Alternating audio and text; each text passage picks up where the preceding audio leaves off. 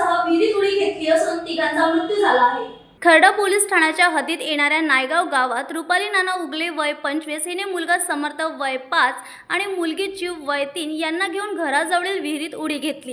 ही घटना शुक्रवारी सायंकाळी घडली असून मिळालेल्या माहितीनुसार मुलं शाळेतून घरी आल्यानंतर रुपाली त्यांना घेऊन विहिरीवर गेली आणि तिघांनी मिळून विहिरीत उडी घेतली। घटनेची माहिती मिळताच खर्डा पोलीस घटनास्थळी दाखल झाले आणि मृतदेह बाहेर काढून ग्रामीण रुग्णालयात शवविच्छेदनासाठी पाठवले। आत्महत्येचे नेमके कारण समजू शकले नसून खर्डा पोलीस स्टेशनचे सहाय्यक पोलीस निरीक्षक उज्ज्वल सिंह राजपूत यांच्या मार्गदर्शनाखाली तपास सुरू आहे। या घटनेने नायगाव परिसरात हळहळ व्यक्त होत आहे। न्यूज एक्सप्रेससाठी खर्ड्यावरून धनंसिंग साळुंके यांची रिपोर्ट।